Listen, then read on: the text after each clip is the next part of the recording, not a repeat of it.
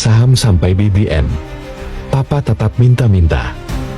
Dari beberapa penggeledahan dan pengumpulan barang bukti yang dilakukan, benang merah kasus Pertamina Patraniaga mulai terlihat. Dan permulaan benang merah ini adalah kasus Papa minta saham.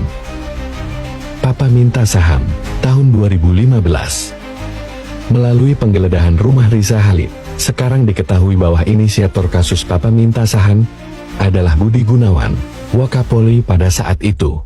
Atas izin Jokowi, Budi Gunawan memerintahkan Setia Novanto, Ketua DPR saat itu, dan Riza Khalid, mafia minyak dan narahubung, untuk melobi Presiden Direktur Freeport Indonesia, Maruf Samsudin.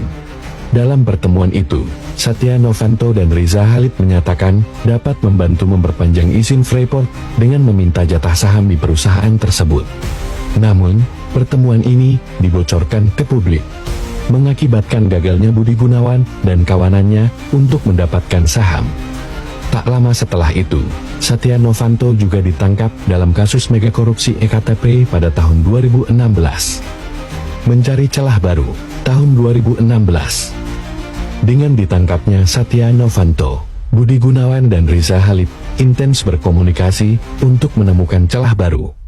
Celah ini merupakan impor dan oplos BBM melalui Pertamina Patraniaga. Saat itu, Budi Gunawan memberitahu Jokowi mengenai celah baru yang bisa dimanfaatkan.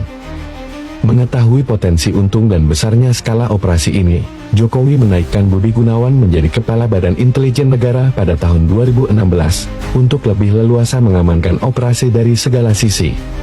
Dengan syarat, operasi mulai bisa dijalankan setidaknya 1 tahun setelah menjabat untuk menghindari kecurigaan.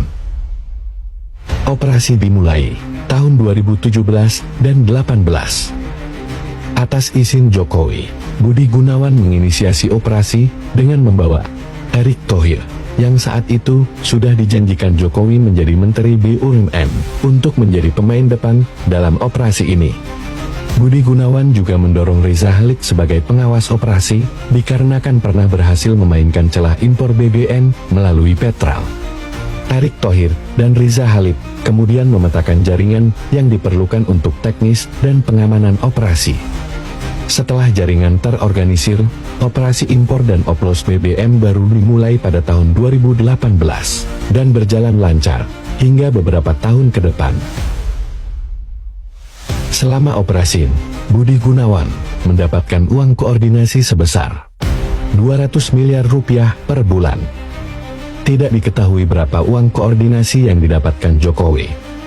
Namun dapat dipastikan, kue terbesar dimiliki penguasa tertinggi. Fahd Rafiq, si pembongkar Patraniaga. Ternyata, yang pertama membocorkan operasi Patraniaga ke kejaksaan adalah Fahd Rafiq, salah satu yang terlibat. Menurut kabar dari beberapa orang dekat Fahd berpikir operasi ini sudah sangat besar. Cepat atau lambat, pasti ketahuan. Agar tidak terseret kasus korupsi untuk ketiga kalinya, Fahd memberitahu operasi Patraniaga ke Jaksa Agung Muda Intelijen, Reda Mantovani. Reda kemudian memberitahu Jaksa Agung, ST Burhanuddin, agar berhasil membongkar kasus sebesar ini. Kejagung memberitahu Mr. X, yang mempunyai backingan kuat di istana. Mr. X tertarik untuk mengambil alih seluruh bisnis Riza Khalid, dan akan mendukung penuh Kejagung dalam membongkar kasus Patraniaga. Fahd hanya meminta dirinya dan Karyoto, Kapolda Metro Jaya, untuk tidak diseret dalam kasus Patraniaga. Sebagai pemanis, Fahd bersama Karyoto juga bersedia memberi Jaksa Agung Muda Intelijen bagian dari proyek baru sebesar 45 triliun selama 4 tahun. Proyek baru ini adalah pengadaan alat kesehatan dalam program pemeriksaan kesehatan gratis milik Kementerian Kesehatan. Untuk masuk proyek ini, Fahd memeras Sekjen Menkes dan Dirjen Kefarmasial dan Alkes, Kunta Wibawa dan Lucia Rizka. Fahd memperingatkan mereka, dia adalah kader Golkar, dan yang berkuasa di negeri ini adalah kader-kader Golkar, karena di-backup oleh hukum. Jika tak mau diganggu, Fahd meminta bagian 30% dari total proyek, ditambah vendor yang mengerjakan proyek harus PT kawan lama.